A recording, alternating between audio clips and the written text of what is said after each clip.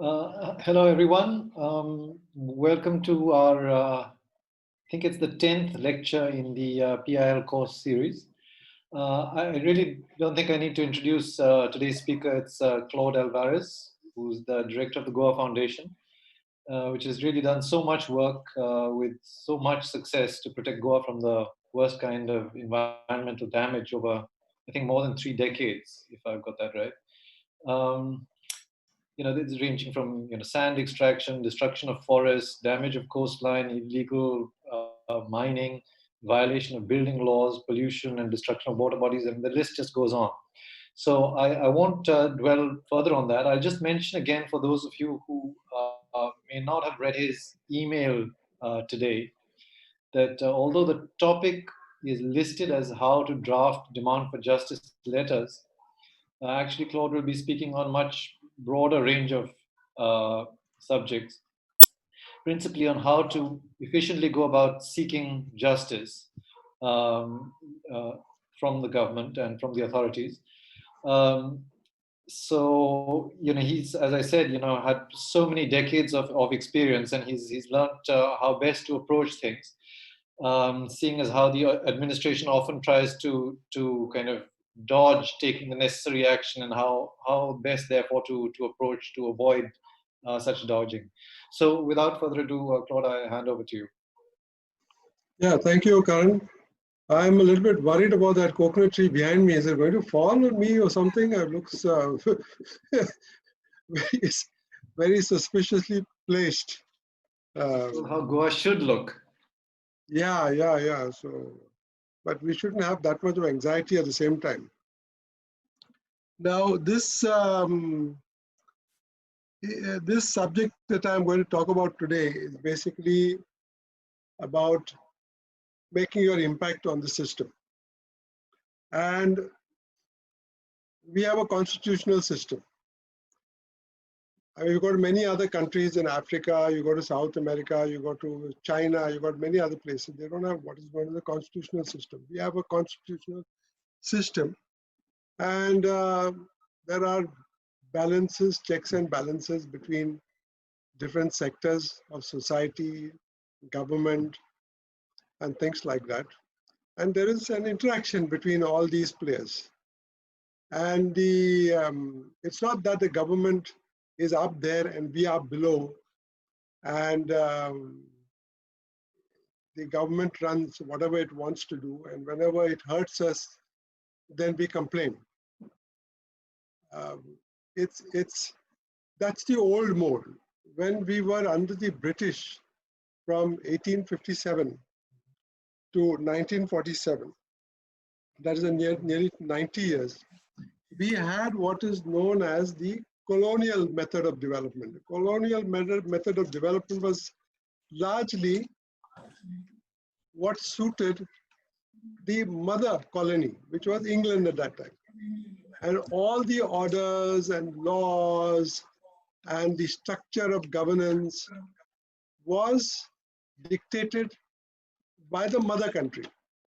And we were subjects. We were subjects. That was our nomenclature, that we were known as subjects of the Queen of England. And whatever orders she passed, we had to comply with. And there was a huge system of governance which had been established. This whole civil service that had been established, called the Indian Civil Service, the ICS, and they more or less ensured that the business of the colonial administration, which was suited towards the colony and the needs of the mother colonizer, they were met smoothly, and there was not that much of disturbance. So this was a colonial method. It's got nothing to do with what we have today. Today we have what is known as the constitutional method of development. Means today there's no queen, there's no English parliament, there is none of those things. There is now something that we have set up ourselves. And we have set it up under a guiding institution called the Constitution. It's a written constitution. And therefore we are bound by that written constitution. Not only we, the government is bound by that written constitution. All the authorities are bound by that written constitution. And nobody can say, oh, constitution be damned. It actually circumscribes our entire living. It guarantees us our rights to live in this society here in India. It gives us Article 21, which is the right to life in this particular society. That's given in the Constitution, Article 21. Then it gives us Article 14, which is equality, with everybody has to be treated equally. Somebody can't be done a favor and somebody can't be kept out. If there's an opportunity, everybody should have equal access to that opportunity, and so on. So there are different provisions there, and there are what is known as Carlos Ferreira had said in the very first day, there are also directive principles, where the state cannot do things which will widen the gap. For example, 39, like Article 39, which will widen the gap between sections of society. So the state cannot, for example, encourage a mode of development which will increase the economic inequality within society, like make some people phenomenally rich and the rest of the people poor. They cannot have policies like that. The policies of the state are only to ensure that more and more equality is reached by the citizens of the society. So subjects are gone, replaced by citizens. So it's a different perspective. And sorry to say, those 70 years have gone by. Many of us still feel that we are subjects. We are not citizens, we are subjects. We have got this Ma-Baap Sarkar, which is on our heads. And whatever the Ma-Baap Sarkar says, we have to do. And if we don't do it, if we rebel, if we resist, then there is a chance that we will be knocked and taken into jail or put into some detention, or abused in some form, or maybe taught our place in society. Means in this Ma-Baap Sarkar, it is only those people who are powerful who can do whatever they want, but the rest of society has to sort of lump it and follow. So that approach is an approach of the colonial mode of development. Today we are in a constitutional mode, we are subjects. And how do we as subjects enforce our opinion on what is happening in the society? It can only be done in certain procedural ways. Because one thing you can do, which is not the subject of this course, is that if you are able to mobilize sufficient members of the society on your side, then you can have a large enough mobilization and achieve what you want and get the society to accept what you want. Now, the reason why that works is not because you have got brute power of 500,000 people with you, but because the political leaders in a democracy know that if 500,000 people have come out on the streets, it is going to affect their electoral prospects down the line. So that is the reason why they mend their ways and concede or change laws. Now, the classic case was the regional plan of 2011. You know that Goa has got these famous regional plans, and in the rest of the country you may not hear anybody discussing a regional plan, but in Goa the regional plan is actually known in most people's homes, partly because of people like Francis de Thouet, who has done at least a couple of theatres on the regional plan. He has taken the regional plan into local Konkani theatre. And so everybody knows what the regional plan is. So the regional plan, which was prepared in 1986, expired in 2001. And therefore a new plan would be created. So they started preparing a new plan. In 2011, they created a plan, which was very unusual in the sense that the plan was drafted by people who had to only approach the minister at that time, pay him whatever was supposed to be paid, and the regional plan, at least the zoning of the plot on which they had an interest, that zoning could be changed at will from paddy field or forest or orchard or whatever it is to settlement to commercial or whatever it is.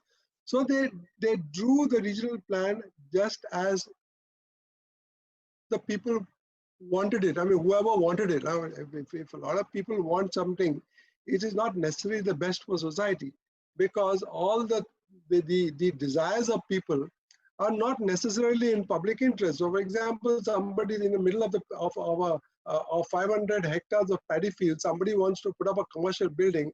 I mean, it's absurd. Nobody would even allow it, because if you did that, then you would prevent all the other people from doing agriculture. So, but if you go by this yardstick that, I am able to meet the minister and there's a set rate and I pay the set rate and I get my zone changed from brown or yellow to red or whatever it is, then you have a regional plan of sorts. So the public came to know about this, and there was a big agitation. There were people like Dr. Oscar Rebello and Sabina Martins and a whole lot of people who got together on the Goa Bachao Abhiyan. And they amassed a lot of people on the streets of Panjim. There was a crucial meeting where more than 10,000 people had come. And at that meeting, the government saw the force of rebellion against the regional plan.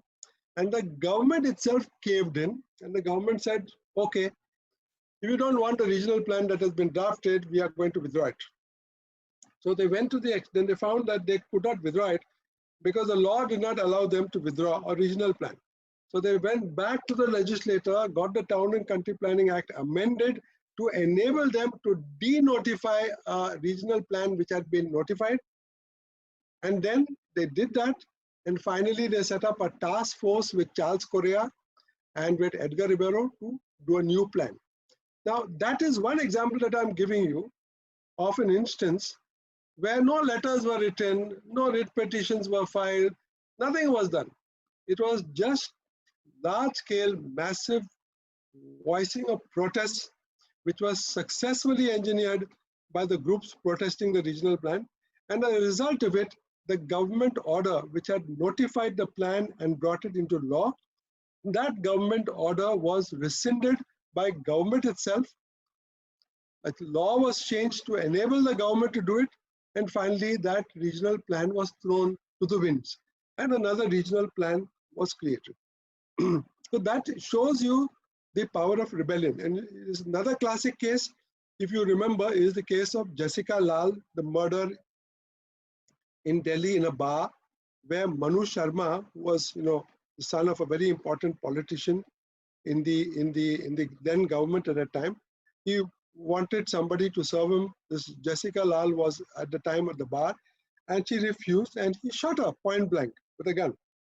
And then they went to the court proceedings, and finally, because all the witnesses had been purchased or they had been intimidated or whatever it is, it finally transpired that there was nobody who was willing to testify against this person who had committed this heinous act. And though the court is bound by evidence, the court said they are acquitting him.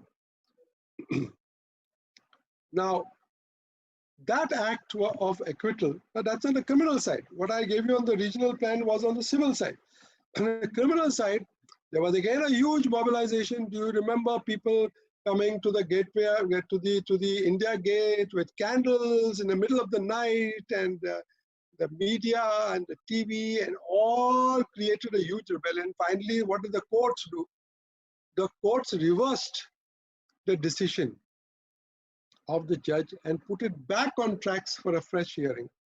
And in the fresh hearing, they were able to relook the evidence and then came out with a conviction which finally put Manu Sharma behind bars for more than 16 years, however powerful he was. More than 16 years, and he only given parole, I think, last week or last month or so, for whatever reason. So, but 16 years is some people may say 16 years is also not long a time because he took somebody else's life and deprived that person of living till 60, 70, 80 years old. Should be reasonable punishment to that. But whatever the reason is, the fact that I'm giving you this as an example to show that even a criminal judgment on a crime like that can be unsettled by huge large scale popular rebellion, and things can be changed. Even a court will have to change its procedures and go through it, and if there's a public conscience, then something happens.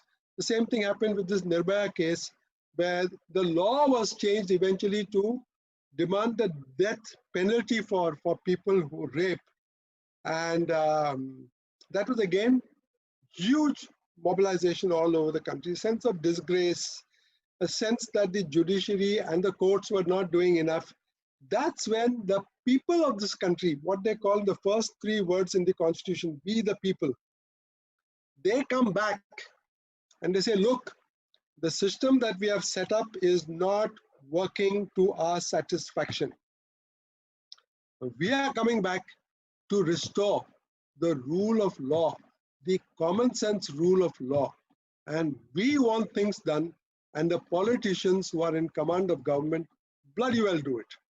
And it is another instance where the law was amended and Parliament introduced the death penalty for rapists. So these are cases which you can see coming time and again, where sometimes at the state level, sometimes in a city level, state level means Goa, city level means Delhi, country level, where the whole parliament, comes together to do something, and laws change because the public says, we are not interested in any letters anymore, we are not interested in any court proceedings anymore, we are not interested in anything else. We want this thing to be done. And you can see that in this country, repeatedly, this has happened. So that is the great hope that this country has. If you look at even the protests against the Citizenship Act, all these are in that same category where there's a mass rebellion, a mass protest, and eventually the system changes because of this. Now, all of us are not in that category. And some of us don't want to change the whole law. Some of us don't want to change everything. We are facing a particular problem in our area. And we would like to know what to do and how to do it. And what are the procedures we should adopt? If we did, we would reach some measure of success. And I can give you hundreds of examples. I mean, somebody is constructing something on a beach which is not permitted. Somebody is cut down 50 trees in his property, which cannot be done in Goa at any rate. You may be able to cut down 1 tree or 10 trees, but you can't get permission to cut 50 trees on a plot. Somebody is cutting down 1,000 trees. Somebody is excavating an entire hill. Somebody is dumping garbage in front of my gate. So there are any number of examples which affect common citizens, and they get fed up because we have municipalities, we have a police force, we have mamlatdars, we have collectors, we have got hundreds of laws, and still after all this, I mean, not that they are not being paid, they are being paid, they get leave travel concession, they get a pension, all these government servants. And in Goa, the number of government servants per population is the highest in the country. In Goa, there is a public servant for every 25 people. If you go to Gujarat, which everybody says at one stage was a well-administered state, the number of people per public servant is in the region of 400. I mean, every 400 there is there is a public servant. Now, where is 400 and where is 25? But despite that, you may find that those people may be getting better service than we with our 25, one servant for 25 people. And you understand, you begin to think, why is this so? And why are we paying so much of money? And do we need all these government servants? Because the more government servants we have, the less we seem to be able to get remedies. to our problems. And we are not supposed to be spending all our lives going, to writing letters and trying to change this and trying to stop this and trying to stop that, which is what Goa has become today. If you look at Goa today, every village is convulsed with some sort of, thing that is happening. Either it's a marina coming up or a, double tracking of a railway or expansion of the national highway or a big airport coming up or, something or the other coming up in different parts of the country, of the state, and people don't know what to do. And how they should revolt against this, how they should get the government to see their point of view, because government doesn't see their point of view in all this. Government says, we are government, we know what is good for you, and we are going to do this. Now we say, how can coal pollution be good for us? Today, with MPT bringing 4 to 5 millions of tons of coal for the plants in Karnataka, the whole of the south of Goa is suffering. All along the railway lines, people are suffering.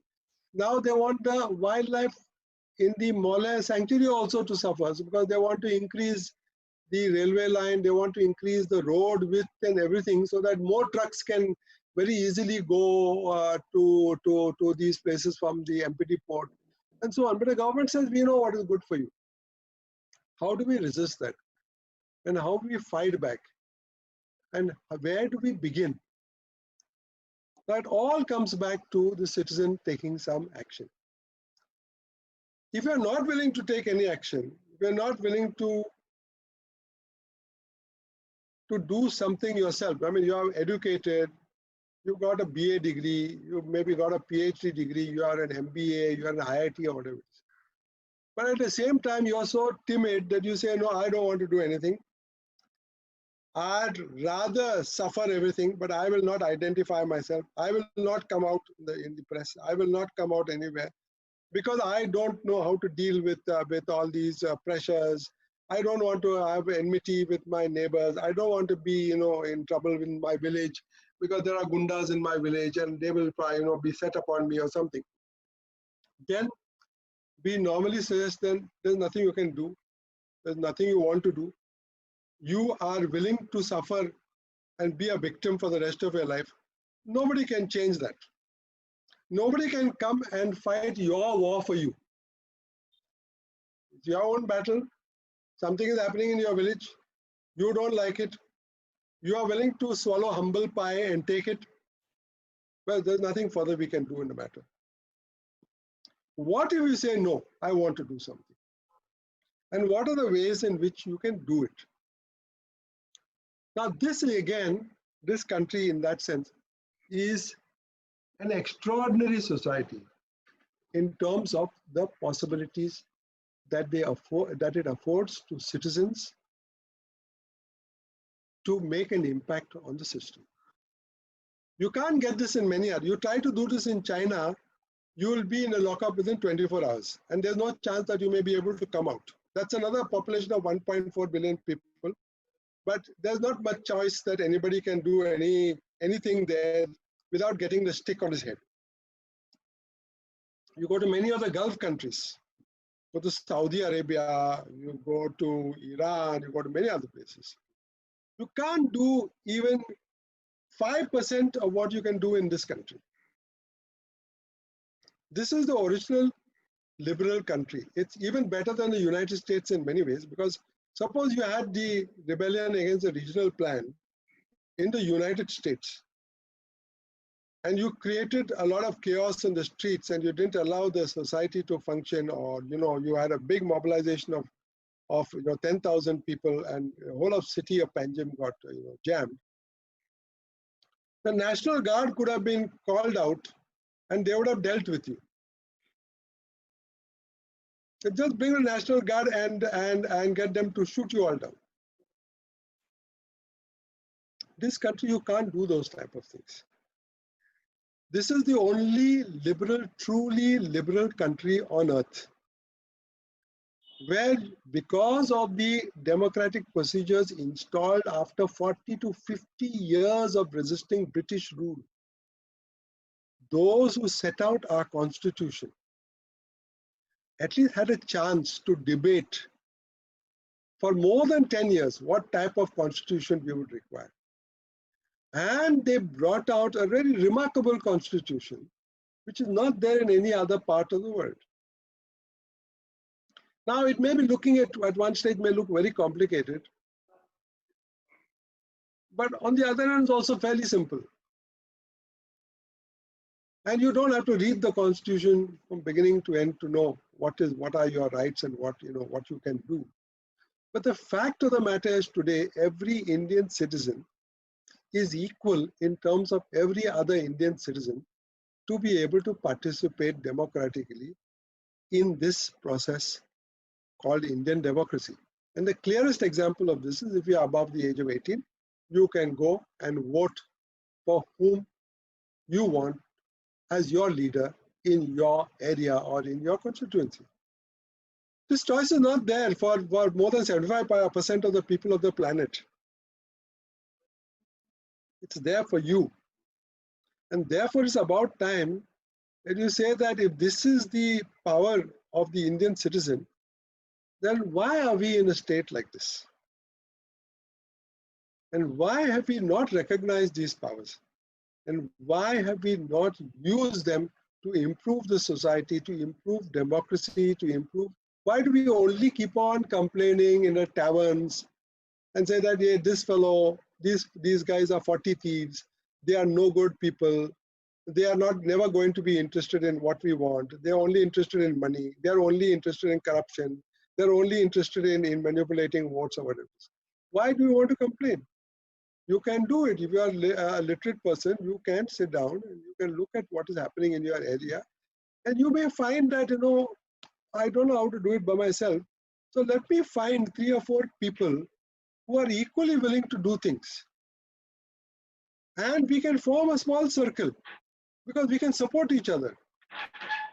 And then we can work out some ways by which we make our impact on the system. If you take now, for example, there's a group called the Kamar Kazan Tenants Association in Mapsa. It's a tenants association. There's a lot of people there who have, living in Kamar Kazan. So they set up an association, and one day they said that, what is happening in this ward of ours, we don't like. There are 2 buildings that have been approved in this area.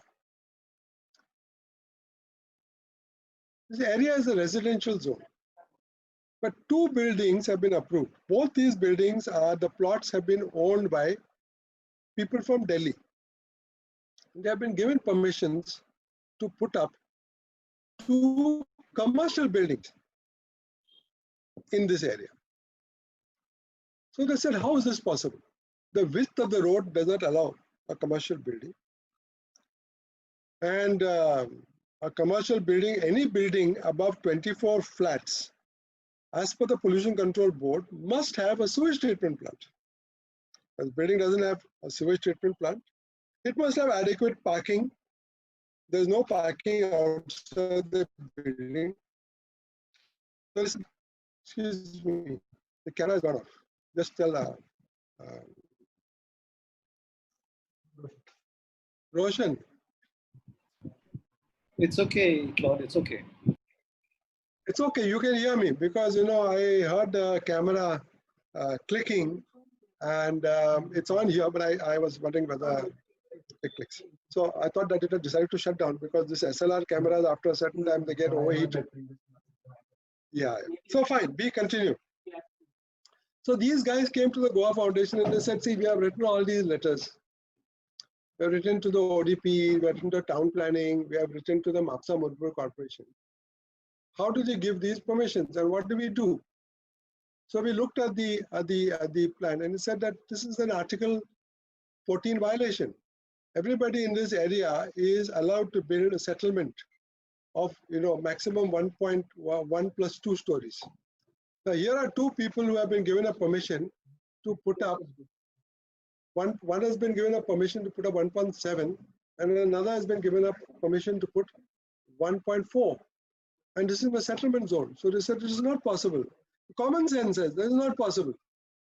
So they said, let us look at this. So they came to us to look at the papers. They did all their work And then finally we decided, let's move the court. This is privilege. Somebody has manipulated the town and country planning office and the municipality, being able to give them a special permission. Now, special permissions are not permitted in India under section Article 14. Whatever you say, they allow them, but that is because people don't challenge them. But why somebody should be given a special permission and I should not be given a permission? That is something that is to be challenged. Because if you are going to give somebody a commercial permission, then obviously change the whole zone so that everybody gets a commercial permission. But if the rest of the people in the area say we don't want any commercial building here because we don't want any strangers coming in here, we don't want people activities going on till 2 o'clock in the morning, we have got many old people here who want to sleep, etc. We want to maintain it as a residential zone. They have a fundamental right under Article 21. Because Article 21 says that you have a fundamental right to life, but that fundamental right includes the right to a peaceful, harmonious environment without air pollution, without water pollution, without noise, without all those other things. So those will be violated. So then they said, what do we do? The outline plan of MAPSA is already a notified plan. So we said that you, in this situation, you got no other option but to go to the High Court. Now you have written your demand for justice letters. Nothing has happened. Permissions have been granted. Your only recourse now is to go to the High Court. So there are two categories of actions. One is where something is happening which you do not like, where the government has not even passed an order. For example, a construction coming up in the coastal regulation zone, CRZ, within 200 meters. The building is coming up. You know from your common sense that no construction is permitted in the 200-meter zone because it's what known as an NDZ, no development. Similarly with cutting a hill slope. In the regional plan, hill slopes are shown as NDZs, no development slopes. Similarly with Kazans. Now Kazan lands are estimated to be 18,000 hectares in Goa. Now no development is permitted in Kazan lands. If somebody is putting up a building in a Kazan land, you know there's something wrong. You know that either he's putting up an illegal construction or he has been given an illegal permission. There's no two ways about it. Now, if you take a paddy fields, Karan Bhagat has been mostly chasing these guys. You got a paddy field which is low-lying where somebody has started dumping mud because he wants to raise the level of the paddy field so that he can put up a house on it. Now you know that you cannot fill up a paddy field in the state of Goa. It's very difficult. Whoever is doing it and is doing it on Friday, Saturday, Sunday, you know that there is something wrong there. So you want to take action because you know that no permission has been granted. The collector has not given a sanad, nobody has given a permit. What to do? That's when you write your first letter of a complaint, a simple letter of complaint, which does not have to say many things about the law or management. But you have to basically tell the person concerned who can look into your complaint that, look here, this thing is happening here, or this thing is happening here, or these trees are being felled here, or somebody is putting up a building here. And as I said, you don't need to do it alone. If you have about 5 to 6 people, 10 people who are willing to join you, because if you're putting up a building in a neighborhood, people in the neighborhood should be consulted. Don't you think so? If you're in the neighborhood of some 15, 20 nice houses, and somebody comes and buys a plot in the middle there and then begins to put up a big construction there, obviously you should be constructed, because if you put up that building, it's going to affect many things. It's going to affect your garbage, it's going to affect your sound, number of people coming there. These village roads are very narrow, so there'll be more traffic, all sorts of things. So you have to be consulted. You'll not be consulted. And usually most of these guys who are called developers, they know that there's going to be a lot of opposition. So they start immediately trying to do things quickly because they know that once things are done, it's very difficult to undo. So You find something that is going wrong, you file a complaint, and that is not a demand for justice letter really, it's a primary grievance letter, a letter of grievance which is sent to somebody. Now, your trick is to find out who that letter should go. That requires some little bit of experience. Now, I got a letter this morning, which, if you see, is a letter written to me to the Goa Foundation from the village of Nirankal, and it is the letter addressed by many people. They have signed. There are about 8 or 10 signatories. Obviously, there's just not one person. There are many people, and then they have addressed the letter to the Forest Department, Panji, Forest Department, Ponda, Mines Department, Panji, Collector, Panji, Deputy Collector, Ponda, Navin Times, Herald, and then they have also addressed one letter separately to the Goa Foundation. So it's a letter that has gone to something like 8 or 9 people. Now, these type of letters are not going to get any relief because they are addressed really to nobody. If they are addressed to 10 people, each person is going to say, no, he has addressed it to the Chief Minister. The forest fellow is saying he has addressed it to the collector. The collector will say that he has addressed it to the Forest Department. So I don't need to take any action. So most of these government servants are just waiting for a reason or for an excuse not to take any action. So the last thing you should do is to address a letter to 10 people. You're wasting your postage, envelope, paper, so many other things. You should always address your letter to only one person. Now, if something is happening in your village, well, the only person whom you have to address your letter to is the panchayat. That's the panchayat secretary. The panchayat secretary is the person, is like the chief secretary of the panchayat. The sarpanch is the chairperson or the prime minister of the panchayat, whatever it is in equivalent terms. And the members are there, they are the local parliament, they decide what is happening in the village and what sorts of things should be allowed and what should not be allowed. So you address your letter to the panchayat secretary. You say that this building is coming here. I would like to know whether any permissions have been given. And if you want to, you address it under the RTI information. Now, and many people address letters simply. There's no response. 1 month goes, 2 months goes, there's no response. Now, this is something that should not happen. If you are addressing a letter to the sarpanch or to the member secretary, always write to him under the Right to Information Act. Don't just send him a letter, because if you just send him a letter, he is not obliged to do anything. But if you send him a letter under RTI, he is obliged to disclose to you within 1 month's time whether he has given a construction license on that survey number or not. He is obliged to.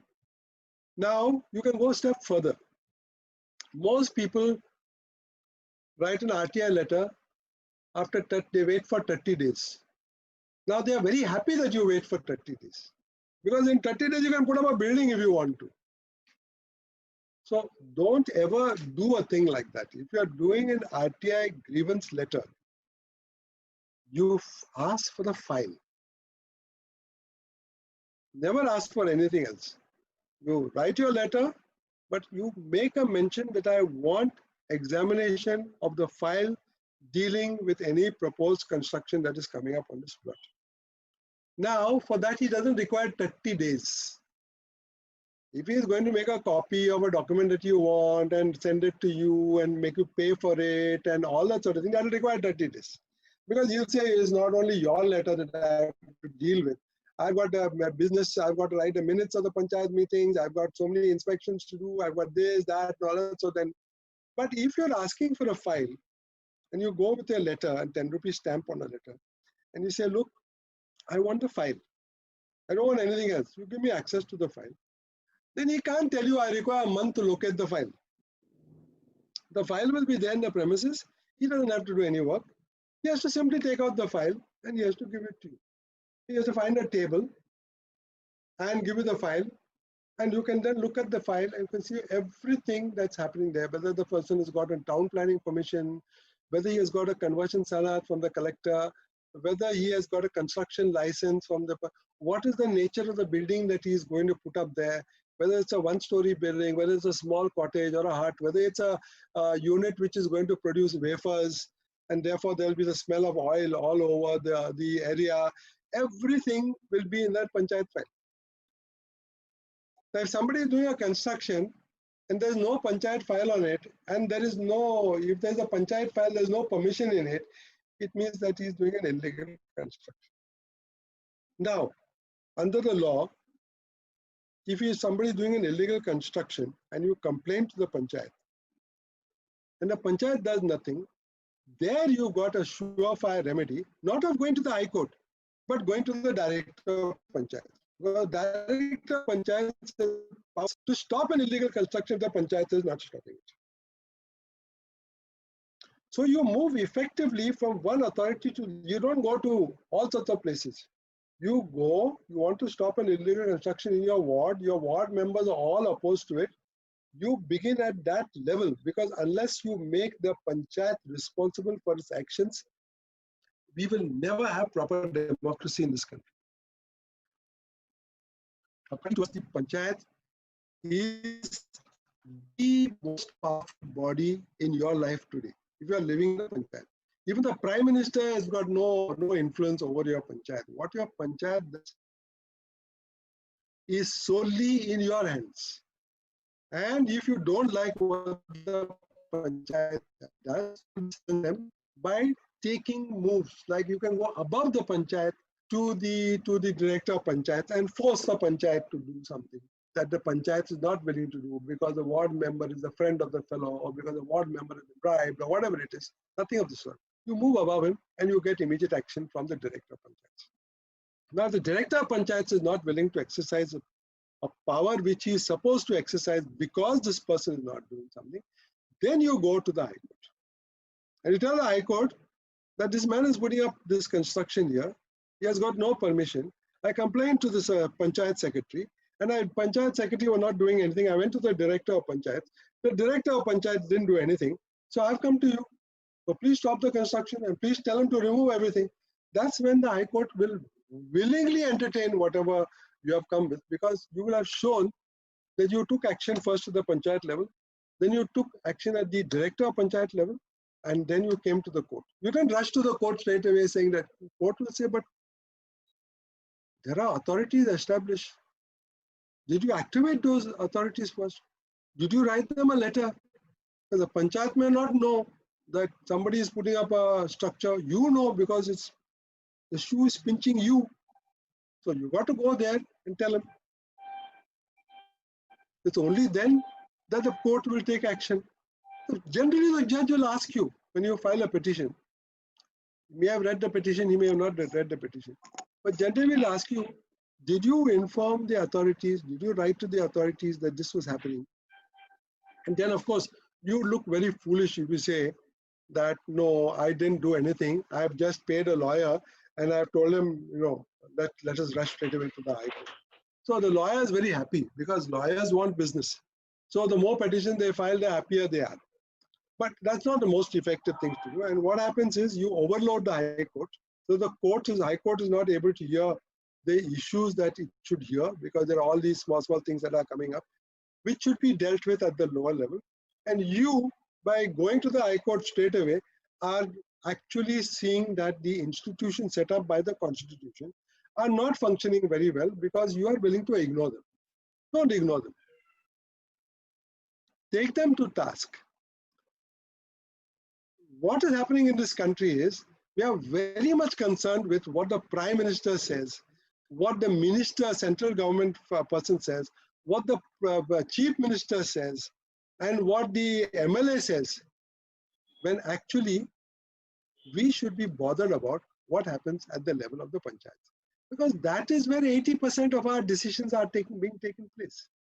What happens in the panchayat area, where the market is coming, whether some wooded area is going, whether some orchard area is going from there, whether some people are putting up buildings, you know, in paddy fields. All those things concern the panchayat. They don't concern the Prime Minister of the country. They don't concern Pramod Sawant. They concern you, and they are within an ambit which you can control. The Prime Minister may not listen to you if you write a letter. He will just send your letter to somebody else. And the same thing with the Chief Minister, he will not listen to you because you are not important enough. But the panchayat has to listen to you. And if the panchayat doesn't listen to you, you know how to deal with him. And once you have dealt with him once and twice, then next time you will not have to go to the director of panchayat. You say that this group is a very tough group. If I don't take action, they are going to go up and then they are going to create hell for me. And next time I may not even get elected. So might as well behave and issue a notice to the fellow to stop the work and tell the police to come and stop the construction so that everything is stopped. So that the people know that in this village, there are 2 or 3 wards. If you try anything funny, like the tenants of Tenants Association of Kamar Kazan, they say that, you know, if you try to do something in this area, it's not all the 500 people in Kamar Kazan who will do something. It will be that effective group of 10 to 15 people will watching what's happening in the area and will say that, you know, don't do things that will upset the people in this ward.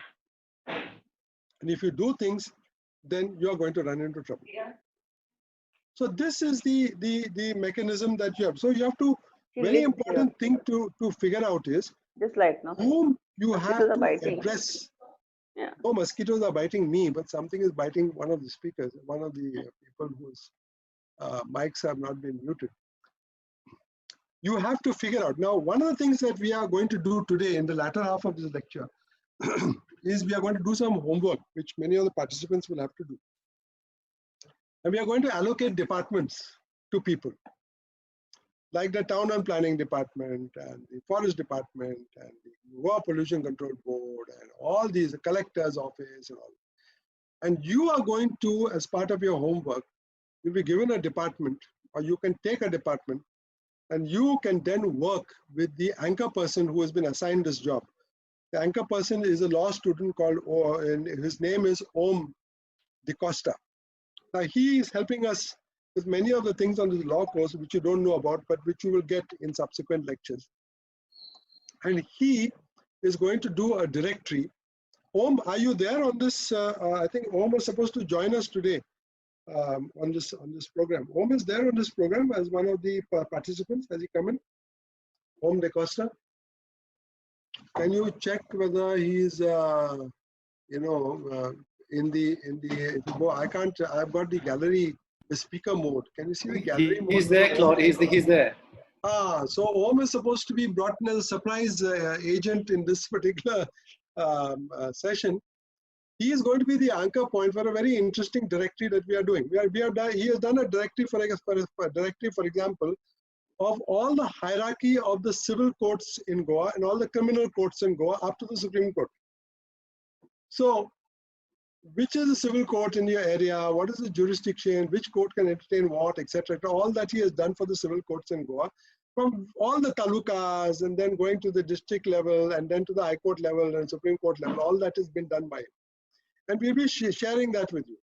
Now, he is doing now, as a result of this particular session, he is going to do a directory of the people whom you should approach in that particular department to get your complaint addressed.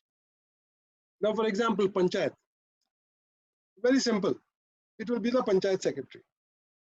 After the Panchayat Secretary, you don't need to bother about the Panchas, you don't need to bother about anybody else. After the Panchayat Secretary and doesn't do his job, whom do you go? That will be the Director of Panchayats. Now, in the Director of Panchayats, who will hear your matter, whether it will be the Deputy Director of Panchayats or the Director of Panchayats or the Additional Director of Panchayats, and whether it's North Goa or without South Goa, that you have to figure out. Then after that, if they don't do, how do you move the High Court? So that pathway is going to be prepared by him. Now you take town planning. Now most of you send a letter to Chief Town Planner. Now there are, let me explain to you, there are 3 Chief Town Planners. Now you say this is stupid. There can be only 1 chief. How can there be 3 Chief Town Planners? But this was done by Vijay Sardesai. Vijay Sardesai wanted to bring his man, Rajesh Naik, and make him chief town planner, so that when he is the chief town planner, he will be able to do all what Vijay Sardesai wants, which is exactly what happened. So he removed Putturajulu and made him town planner something, and James Matthew, he made him town planner something else, and everything was given to Mr. Rajesh Naik to do in terms of the 16B conversions. So Mr. Rajesh Naik, now says, I'm going to become chief town planner. Suddenly, out of turn, something that I've never dreamed of, because every town planner eventually wants to become the chief town planner. So he said, I become chief town planner. If I become chief town planner, I must contribute to the welfare of the person who has made me chief town planner, because I would never become chief town planner otherwise. Who knows after how many years he made me chief town planner. So in exchange for that, they have 3 chief town planners. So whom do you address your complaint to? Now each of the offices, taluka offices, has a senior town planner. Now should you address, if you're in Tiswadi, should you address your complaint to the chief town planner, or to the town planner in Panjim, or to the senior town planner in Tiswadi? That is a decision that you have to learn how to make. So if you're in Mapsa, do you address a complaint to chief town planner Panjim, or do you address your complaint to the senior planner, town planner who is sitting in Mapsa? Because if you send it to Panjim, first of all, it will take 8 days to reach there. It will take another 8 days to come this side, and it will be directed to this fellow. So why did you not send it to him in the first place? Why? Because you did not know. So as a result of this course, we are going to do a very interesting directory, where every department you will work out who is the officer in your area whom you should go and make a nuisance in front of. You can write your complaint to him, and you can be a thorough nuisance to that fellow, because he is the person ultimately who has to get you the relief. So that directory will be done by Om. His telephone number we will share with you, and his email ID. And you will have to help him.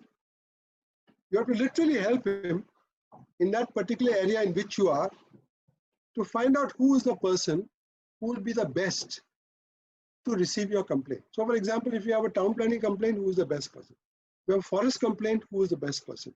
If it is a complaint dealing with land filling, who is because for example, if you have got somebody who is filling up the land, or who is doing a paddy conversion, then do we go to the North Goa collector or South Goa collector, or do we go to the deputy collector?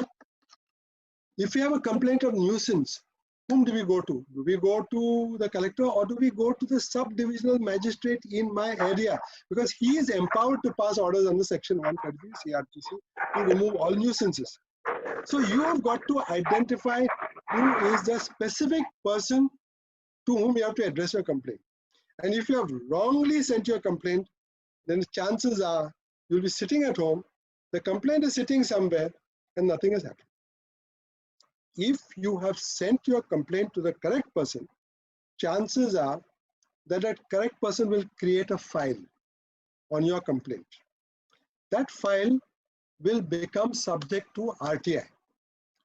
A few weeks later, you can file an RTI application and say to that same officer, to the same department, PIO, so-and-so, Town Planning Office, MAPSA, and say, please provide me information about what has happened to my complaint under the RTI Act. And within that time, he can give you that information. And if you want, you can ask for the file dealing with your complaint.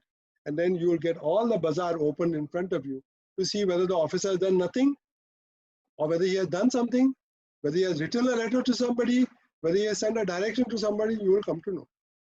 But if you have sent a letter to Collector North Goa, chances are there's not much chance that anything is going to happen as far as your complaint. Or if it does, by the time the complaint actually comes to the right person, the construction is already completed and gone. Now please try and understand before I close, because it's going to be 7 o'clock very soon. Please try and understand how the government functions. Now government is the minister in charge of the department.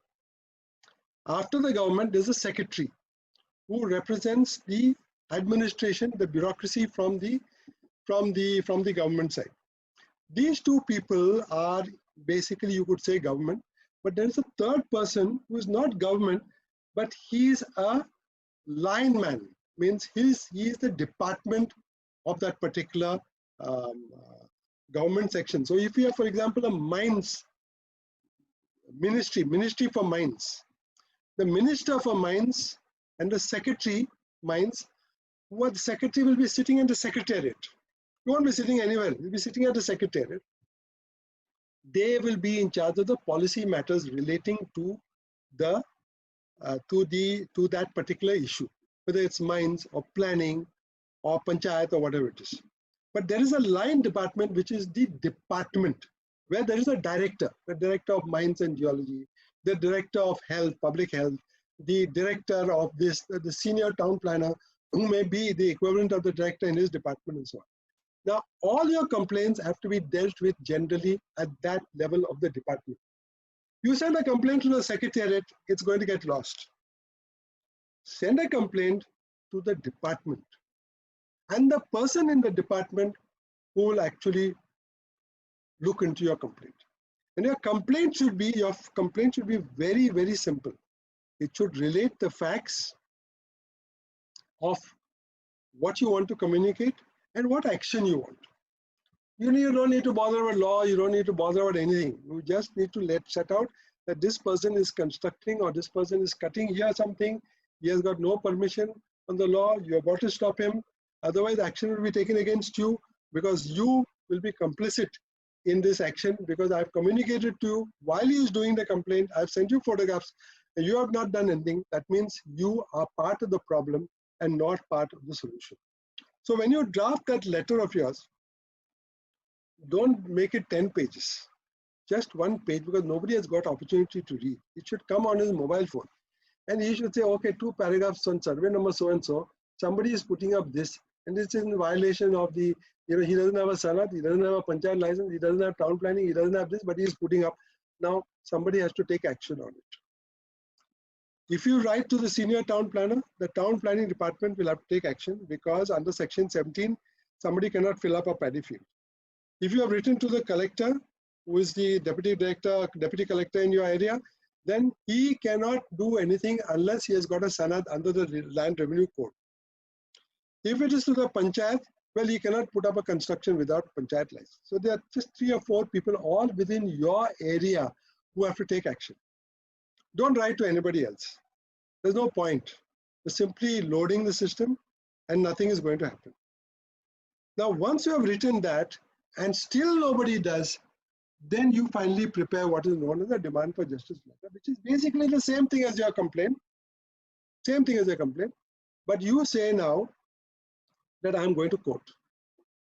The last sentence will say, I have written to you, here is my copy of my letter to this, here is the copy of this, here is this, you have done nothing. And now I'm going to court and I'm sending you a notice that I'm going to court. But when you go to court, the court should not say, Arey Baba, what did you do and what did you not do? You say, I have done everything as a diligent citizen. I have a fundamental duty under the constitution to act. I have acted, and the court that time, 120% will come on your side. But they said, he's a good citizen. He has done his work well. The plot does not affect him personally. It affects his village community. He has taken up an action. The local authorities are not doing anything. And he has come, and therefore we will listen to him.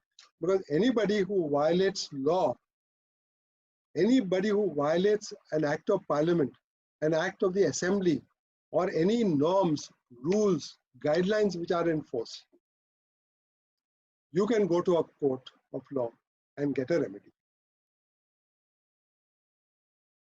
So this is the more or less the gambit under which we at the Goa Foundation generally work. Normally we do these works ourselves. We find that there is something, we don't now take up individual houses or people. If people come to us with an illegal house construction, we say, please go to a lawyer, because now all the lawyers are fairly well versed with what to do.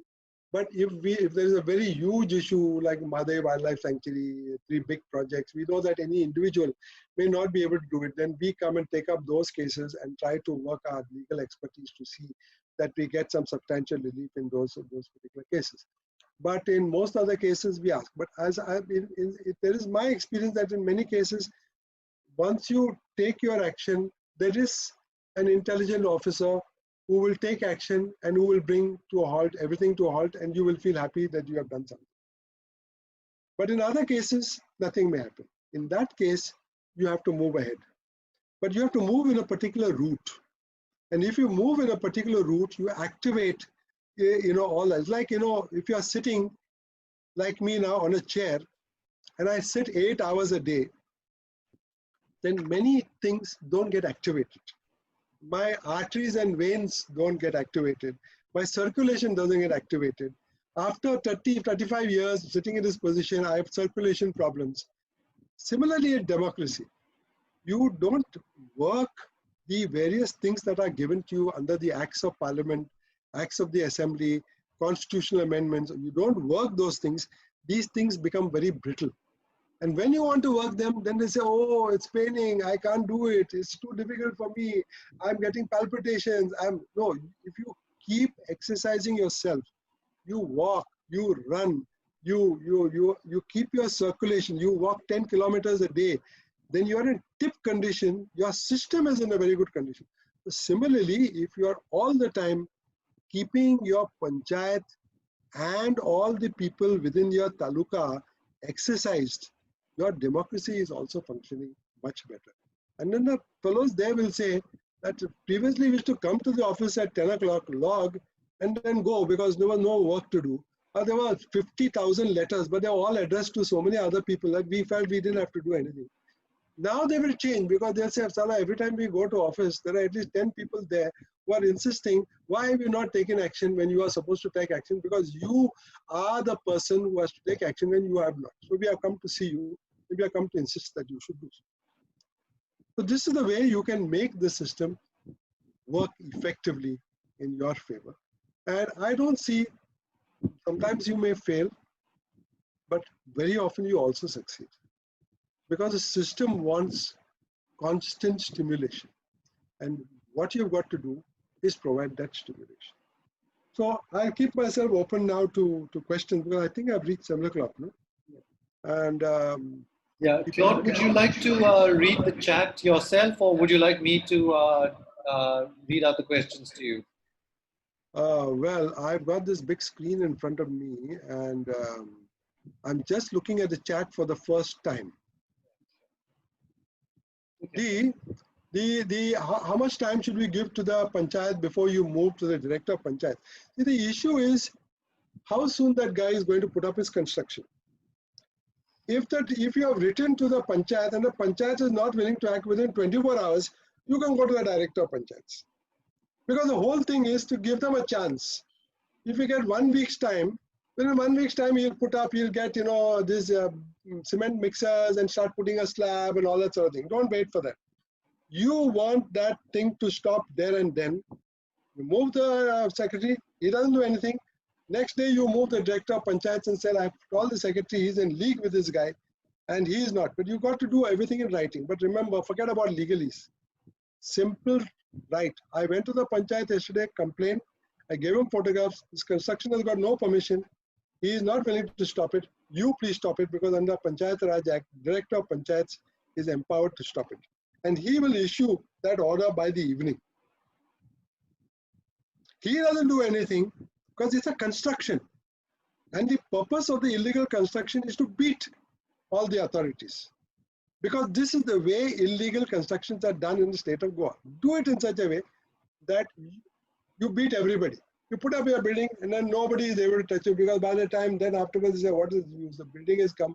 Even if you demolish it, it will lie there demolished in demolished condition. Nobody will take out the debris. And then for the rest of our lives, next 50 years, we will have to face all this nonsense. So where there is some illegality happening and you want to stop it, move rapid fire right through the chain, no problem. But go to the panchayat first. Next 24 hours, go to the director of panchayat. Next 24 hours, go to the high court. No problem at all. because you need urgency. Now he said, I had sent petitions regarding illegal construction of Panchayat, Mamladar, Director of Panchayats. Now due to COVID, the hearings are being postponed every time. It's 4 months now. What should I do? So now you can go to the High Court. The High Court is very accessible these days. If you have got an urgent, somebody who's doing something illegally, you can contact a lawyer immediately and tell him, please file an e-petition before the High Court. It can be filed by email. Within 24 hours, it can be put up on board before the judge, and the judge can be told that because of COVID, I have filed these things, they're only adjourning the matters, the construction is going ahead, and please stop this construction, and the High Court will stop it. Don't wait, because you don't want to be frustrated. Now, are there any online platforms to lodge these complaints? Yes, all these complaints can be filed by email. That's part of the exercise that you're going to do. If I'm wanting to send an email, for example, I send, for example, to the Forest Department in Ponda, I send an RTI on the email because he gets it immediately. The RTI envelope with the stamp, I put in the normal post. So he gets it after 5-6 days. But my RTI application is registered the day the email is received by him. So use the email. Don't give up. Now, please inform on the notification of Panjim Planning Development to that. This is right now in the court. See, what we did is, as a result of the petition we had on the Panjim ODP, we began examining all the planning areas and ODPs that have been done from 1976. And when our lawyer, Mrs. Alvarez, looked at it, she gave up because it is not possible what these people have done. We look under Town and Country Planning Act.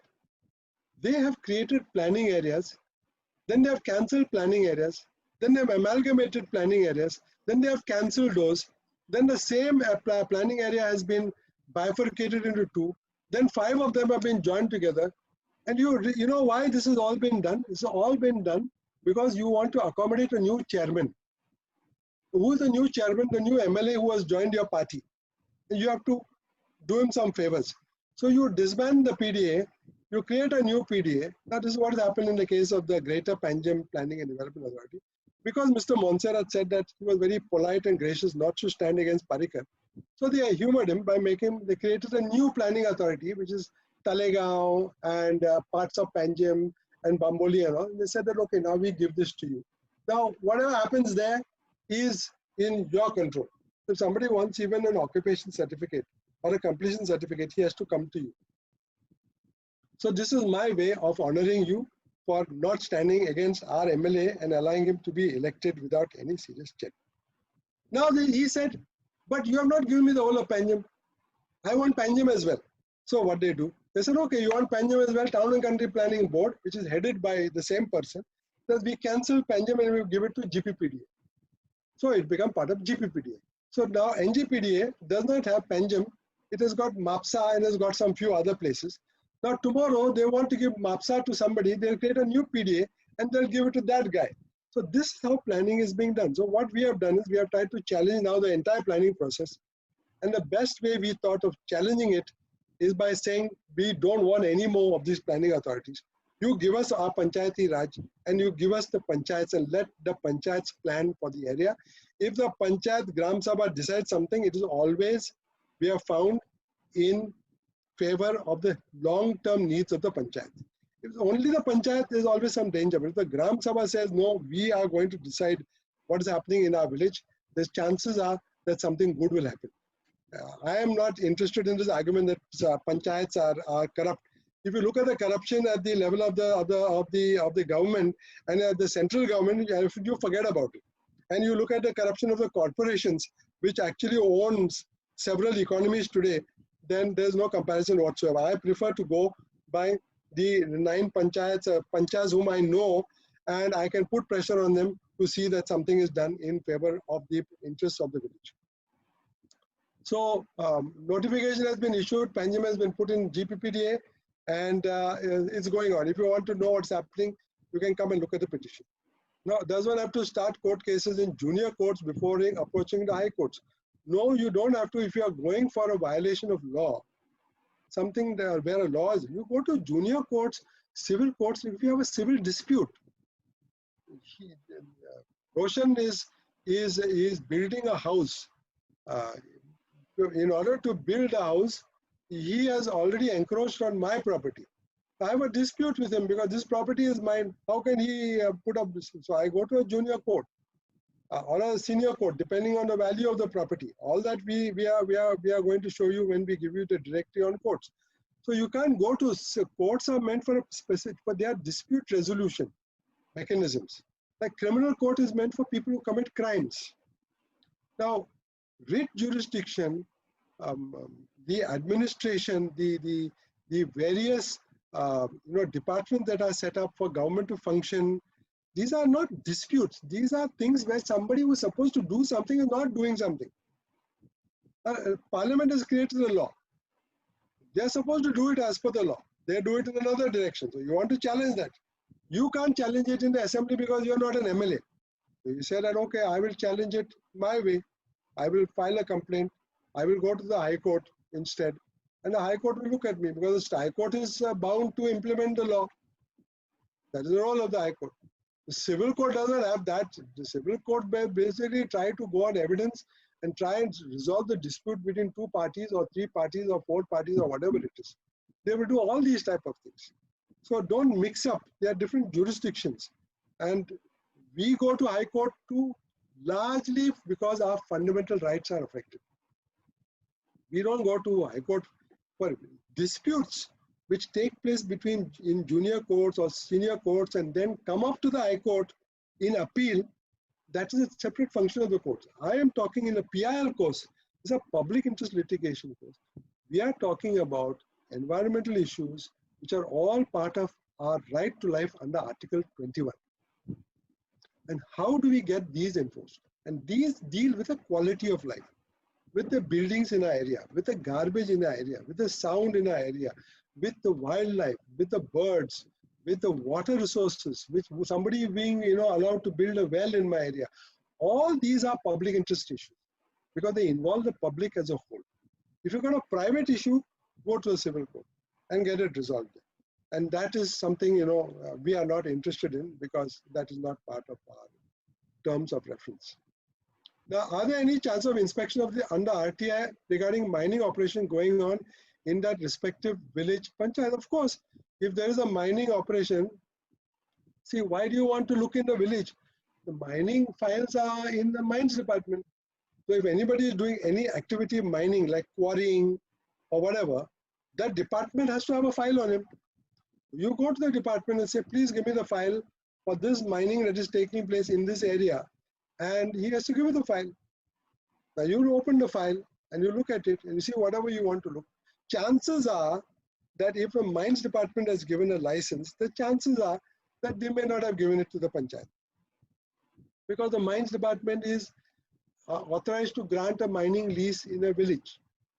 Now, this is the old law. This is what I call the colonial mode of development. What we are trying to argue is anything that you do in a village area, in the ambient of the territory of the village, must have the consent of the people of that village. Otherwise, it's not permitted. You get an environment clearance by going to Delhi for putting up some 20,000 flats in your village. We are not going to accept it. Have you got our permission? And that is what the Nylon 66 agitation in 1994 established. And that is what the Niyamgiri agitation in Orissa established, which said that if the Gram Sabha does not give you a permission, you may have all the permissions in the world. Gram Sabha does not give you a permission. Very sorry, go home. So, because of the colonial mode, we still have to go to the mines department. But technically, anything that happens in the village, on any plot in the village, there must be a file, a corresponding file in the panchayat for anybody in the village to go and examine. Whom to address to director of panchayats? This is part of the course. In the end, there are deputy directors and there are directors and all. that you will work out. For example, if you want to appeal against an order, somebody who's not doing something, and you want the building to be stopped, then which is, do you go to a deputy director, or do you go to a director, or you go to an additional director? All these have got their own jurisdictions. Deputy director will not hear something which is kept for the director of panchayats, and the director of panchayats will have allocated business with the additional director of panchayats. So you have to be very careful how you proceed. Even if courts are reluctant to order demolition of buildings which have been constructed illegally, are they willing to reverse illegal permissions so the building cannot be sold in the future? Well, I don't know the answer to this question about this, because if you look at the destruction of 4 or 5 buildings which violated the CRZ law in Cochin. Do you remember in Cochin? Yeah. 4 buildings, multi-story building, each with having 20 to 25 flats, which were constructed 10 years ago. They were brought down by the Supreme Court. Why? Because they were illegal. People were living in them. Supreme Court said nothing of the sort. Your permission is not valid. You could not have been given this permission in the CRZ area. We're asking you to go. As long as that judgment is standing, that judgment is last year's judgment. Anybody who has put up an illegal building anywhere in the state of Goa, you can go to High Court and say the Supreme Court in that case ordered that building to be demolished. You please ask this fellow to demolish his building as well. If he has got it regularized, that's a different matter. For example, suppose I am living in a settlement zone where I am allowed to put up 1+2, but I have no money, so I put up only 1+1. Now, my son-in-law from the Gulf said, "Father, why you are waiting? You put up the other building, put up the second floor." So I said, "Okay, I'm getting the money. I put up the second floor. I don't have the permission. I put up the second floor." Then somebody files a complaint. Then the PDA comes and says, "How does he put up the second floor?" I said, "But I am in the settlement area. I am entitled to regularization of my building. I am not doing something which is contrary to the land use. I am permitted to put up a second floor here. I am not permitted to put up a third floor. I put up only the second floor. You find me my charges for putting up unauthorized construction and give me a valid permission. I can get a valid permission. But if I'm putting it up in a CRZ zone, or suppose I put up a 10-story building and I'm not allowed to put up more than 4 stories, sorry, your 6 stories will have to go. Whether you put them now or whether you put them, or the authority can't give you permission for 10 stories. Your remaining 6 stories have to be demolished." But will be subject to end route setbacks. The extra flow that is built, Yes. if it is not as per the regulations. Everything will, that's why they will see whether it is authorized, whether it can be authorized, whether it can be permitted, and so on. They will see that. And then they may refuse. Like They may example, refuse. If you want to build 2 floors maximum, that's a ground and a 1, you have to leave 3 meters setback. Yes. But if you want to go for the 3rd floor, that is the 2nd floor in description, then you have to leave 3.5. Yes. So if now I had left 3 meters as setback and I had built the ground floor and the 1st floor, and then I built the 2nd floor, I can't go to regularize because my setback. Well, you can increase your setback by buying your neighbor's property. That's the only option. So I'm saying there are ways around it, but I'm saying look at the legal point only. If it is permissible, then it can be regularized. If it's not permissible, not even the Supreme Court can regularize. Just to follow up on that, Claude, taking that example of Roshan's, if let's say that additional setback has not been brought in place and the extra floor has been built, I think what you've said though is that courts are reluctant to order, once a building is already up and running and there are people living in it, they are reluctant to order it to be demolished, right? Yes. So in that situation, you just have to live with it, right? The illegality. But the court can still say, I'm not going to order demolition, but I'm going to say that the permission that was given is an incorrect permission, and therefore this is an illegal construction, and that then makes it very difficult for the owner to sell the property on. That was my question. Would courts, even though they are not willing to demolish, would they be willing to make life difficult in some way for the people who've done the illegal thing?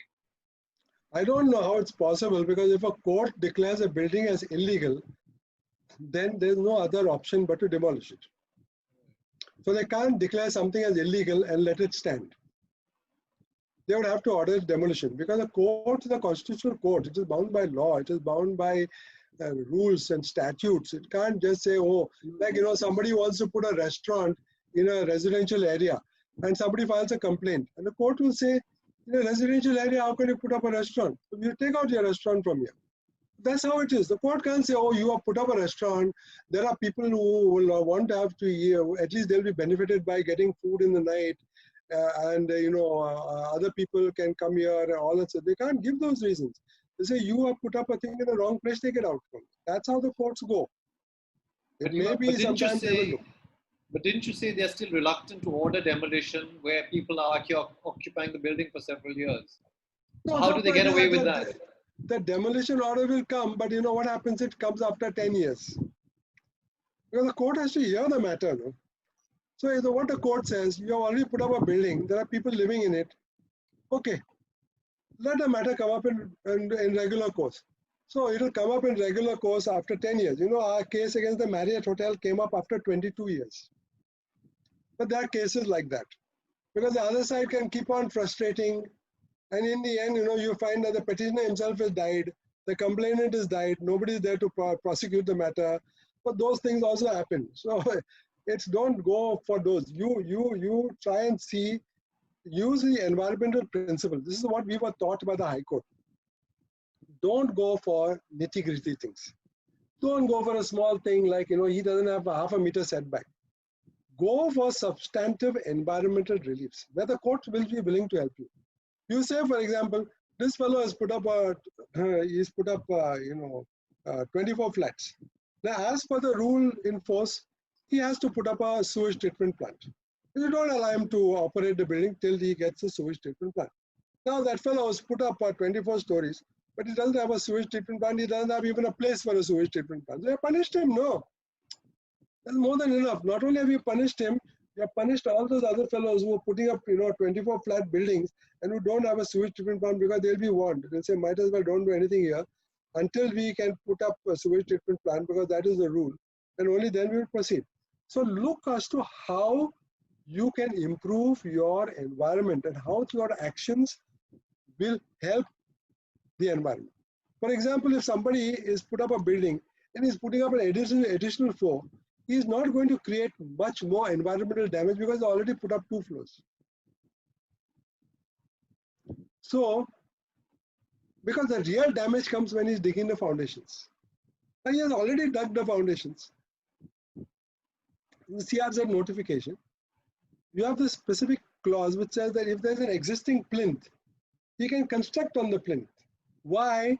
Because there's an existing plinth. So the damage has already been done 20 years ago, 40 years ago. So he said, okay, he has got a plinth, so let him put up.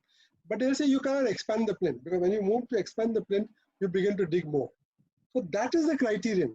You have the environment in mind. And you say, will the environment be affected by our actions?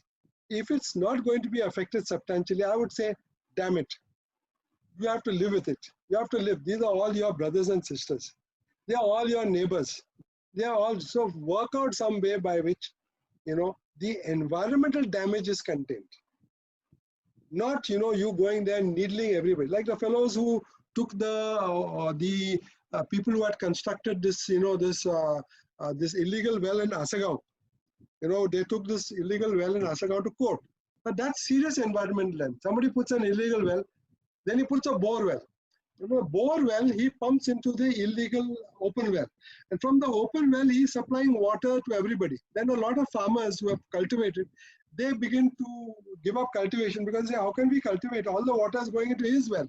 And we cannot cultivate, we are losing our crops. That is a classic example of a PIL litigation, where a whole community is affected by one man's actions. And you get together a lot of people and say that, sorry, we are going to move against this person and we are going to block his well. And then the court comes down heavily. They ensure that he is jailed, that there is an FIR filed, that his wells is closed down, that the castings from his borewell are removed, everything is done. That is a classic action of a PIL. So look to see what is the environmental damage. We get to see somebody is putting up a garage to put up his car in his house. And you say technically it's an illegal construction. You immediately go and complain. I said, is he doing environmental damage? No. He's putting up a covering for his car. Okay, he may have not consulted the panchayat, he had done it. Nevertheless, let him be. He is not affecting you. He is not, creating problems for you. He is not affecting. If he puts up a garage on the middle of a pathway, then of course it becomes a cause of action. But he is doing something like people in the coastal area, they don't have toilets. For years, they're habituated to just go on the beach. So now you want the environment to improve. So somebody who has got a construction there in the CRZ is putting up a toilet with a septic tank, and you say no, he's putting up an illegal construction. Heaven's sake, he is trying to improve the environment. The society wants to improve the environment. They don't want him to go and use the beach. They want him to use a proper toilet. So please don't be so reckless that even the things that are for the benefit of the society, you go and oppose. If he is putting up something like a grand new bungalow or something, you stop him. But if he is doing an environmental action, that's an environmental action of trying to put up a toilet. It's a bona fide action. The law allows them to do it. Then I think he should be permitted to do so. Yes, Roshan. Any more questions, Karan? There are two more, Claude. If you could have a look. Forging signatures to change the names on forms 1 and 14 and POA under criminal Those cases. are criminal cases. Those Right. are criminal cases. You have to file an FIR with the police and then pursue it from there. I'm not dealing with those aspects at all. And then if you write to Director of Panchayat instead of Deputy Director by mistake, is the Deputy Director obliged to pass on your letter? He will not most likely do. All that I'm saying is that these lead to delays. See, the Deputy Director is often never in his chair because the Director of Panchayats is got double duty. He's a collector somewhere else. He's holding charge of something else. He comes for half an hour to if his secretary tells him that there is this letter, he'll say, why is it sent to me? Send it to a Deputy Director. That will take another 10 days because he never attends his office except for 1 hour each day. So why do you want to be foolish enough? So before we end, your homework is what you're supposed to do with OM. Now, there are these departments which are all involved with PIL departments. Water Resources Department, dealing with wells and all sorts of things. Town Planning Department, Public Health Department, Panchayat, Municipality. The Director of Panchayats deals with Panchayats, plus a Director of Municipal Administration who deals with municipalities. Then you have the Goa Coastal Authority, Goa Pollution Control Board, you have the PDAs, you have the subdivisional magistrates, you have the collectors, you have the Mamlatdars under the Tenancy Act, you have the Munkars under the Munkar Act, you have the forest departments, you have the chief wildlife wardens who are in charge of the wildlife sanctuaries, you have the public works department, you have the areas which are known as ecologically sensitive areas which have got their own administration. Now, in all these, I'm asking you, I'm sorry because we didn't have the time, but what we will do is, we will send you an email and assign a department to you. And what you will have to do is, you will have to work out the hierarchy of that department. For example, if there's town planning, you will have to work out how many departments are there, subdivisional offices are there of town planning. Do they have a town planning office in each taluka? For example, I know that Pedne has got a town planning office, Mapsa has got this. Now, who is the person who is the officer in charge there? Now, you'll have to phone up that officer and say that, please, if there is any illegal, land filling that is taking place, if there is any filling of paddy fields, if there is any illegal construction coming up, are you the designated person for me to file a complaint? And let him then give you his advice, whether he is the person to file a complaint or who should file the complaint or whom the complaint should be addressed to, whether there's an email and what is the telephone number. That's how you create a directory. Now, once you have got the information, we will be sending these departments out to all the people on the list who have been listening to this lecture, and they will then do the work on it and liaise with OM. OM's contact information will be given to you. Then you look at that, OM will then create a directory. So by the time the course is over, you will have a directory of all these departments of who is the person whom you should write when you want to do something in your area, instead of randomly addressing your letter to God Almighty, to the Chief Minister, to the Prime Minister, and all that sort of thing, and just wasting paper and getting a lot of trees cut for no reason whatsoever. And then you work from that level upwards, and then begin to see how you can get action. Now, today, many people are not doing it, but as a result of the course, if 30 to 40 people start doing it, automatically you will have a difference in this society and the way things are being done. And then people will become to, be on their toes, and they will say, might as well start working on this, because otherwise they're not going to allow us to sleep. So the telephone numbers, police department, everybody, we will create this list and send it to people like a roulette, so that you don't know what you're getting, and then you begin your work. Now, don't tell me that 5 other people have got this Department of Town Planning, so I'm not going to do, let's hope the other 4 people do. No, you do your own work, and we would like to see who is the best person who has handled all the information. Because you are doing this, please remember, you are not doing it only for yourself and for the PIL course. After you do this, the Goa Foundation will have a website. It's already got a website where the PIL material is being uploaded. All your lectures are being uploaded on YouTube. These directories will be available to all the citizens of Goa. All the citizens of Goa. So you will be helping by doing this work of creating this directory of who is the person whom you should harass for all the problems that are there in your area.